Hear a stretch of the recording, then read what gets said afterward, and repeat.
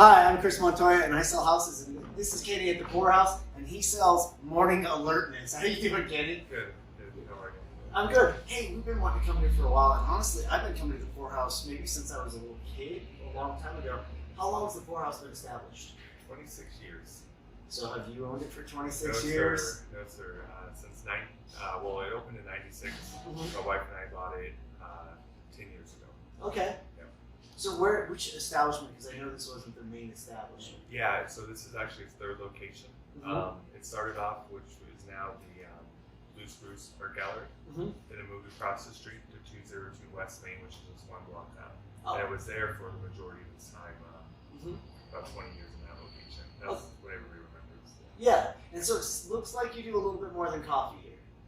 Yeah, well, with the coffee, we do our own roasting, and that's a big part of our operation. But we have a bakery, Mm-hmm.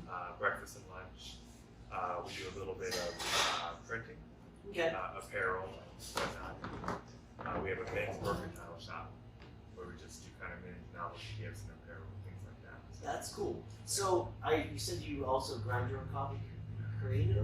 Oh, we roast it. You Yeah, roast, tell me about the process, because I don't know who roasts coffee. I don't know much about it. Yeah, but I like it in the morning. it's cool. I mean, it makes a difference. Mhm. It helps with the quality, obviously, keeping it fresh. We do different kind of blends. We source coffee from all over the world. Some of it we actually get to go directly and work with farmers once a year. We head down to Central America and source some coffees from there, and then we bring it in the country and we keep it fresh. 2-week roast cycle. So everything comes out the door has been roasted in the last week or two. So let me get this straight. You guys go to Central America to go get coffee beans to roast them here in Florence, Colorado. Yeah, unfortunately we didn't get to go last year.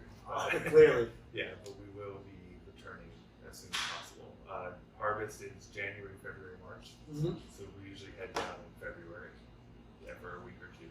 That's amazing. Like, I'm blown away that you fly down there to get your coffee. Because I don't think about it in the morning when I pop in. I just, okay, gonna get a cup of coffee and then away I go. But that's... So what got you into, is it coffee in particular that kind of tripped your trigger and got you going? Or just, part of running a business?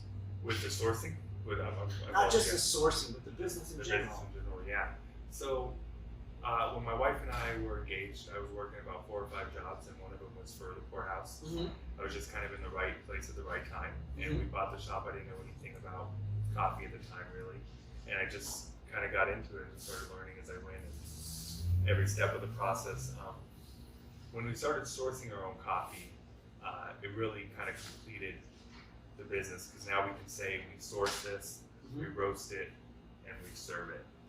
Not a lot of coffee shops can say that. Yeah, no, honestly, I didn't know that, and that's actually pretty crazy and amazing. Yeah. So I always ask this question. It's interesting to me, like you said that we have a guy's novelty shop in here. And I didn't think about that. I just come in and grab a coffee. Sure. So tell me, what's the most interesting thing you like in a guy's novelty shop? The thing you brought to the table, whatever it may be.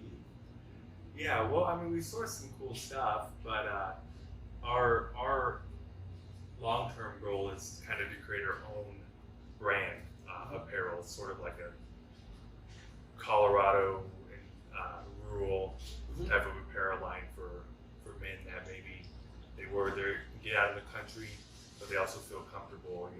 They're a real estate agent, they need to dress up nice, but then on the weekends they can get outside and something that is durable.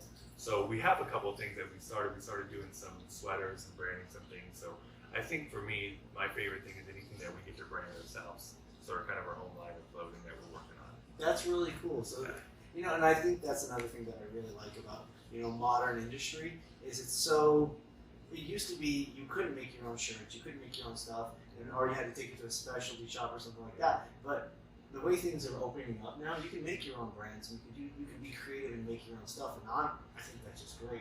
It's fantastic. So outside of coffee, what do you do? Well, I'm a father. I just have a son. He's only 9 months, so and handsome as could be. I'm telling you, that's a good looking kid. It's a woman. Yeah. But I'm a soccer guy. I like to play soccer. I coach a little bit, played international. Where do you coach?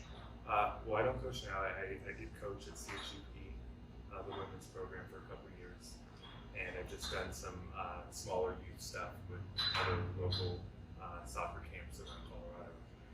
That's kind of all also gone in the back burner for the last year, but hopefully as things open up, we'll get back into it. So. That's awesome. That's well. 3 of my kids play soccer. I have 4 kids, and 3 of them are really heavy into soccer. They do blitz and travel and all kinds of crazy stuff like that. We have soccer and wrestling, so kind of thing. So very cool. Hey, this is actually a part of the interview where you get to ask me one question. Oh man, pressure's on. Pressure's on. On me. Yeah. So in my family, whenever we would bring a friend home, or my parents would always want to know if they like mayonnaise or Miracle Whip. And if it matters, so you've got to answer right. If you want to have dinner in my house. So in general, I would say mayonnaise, but in general, I'm not a big mayonnaise or Miracle Whip sort of guy. But if you had, if I had one, I just take mayonnaise. Honestly, because Miracle Whip seems a little fake. Yeah. And I don't know, mayonnaise. Did I answer the question? You answered correctly. Okay, so I don't know for sure. I've had them both. I prefer mayonnaise if I have to have it. Yeah. But I'm more of a mustard. Like, strangely, I like mustard.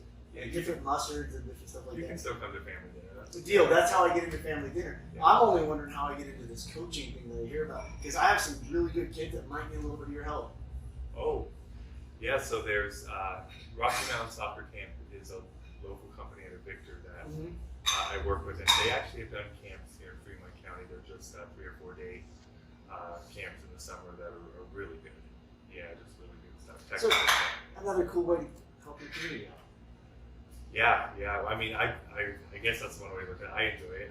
Yeah. It's more for That's how I feel about wrestling, honestly. Yeah. Like, I'm like, oh, I help the community, I help it grow, and I coach kids, and it's one of the things I'm really passionate about. Yeah. But to be honest, I just love coaching. I like coaching kids. I coach mountain biking. I coach soccer. I don't coach soccer anymore. When they were little and they didn't have an expert coaching soccer, then I could help. But once they get a little past a certain stage, they're better than I am. But that's kind of how I feel about like our community. So awesome. Hey, I really appreciate the time with you. No, thank you. Thanks, guys. Montoya, who is gonna sell your house? He'll find you one.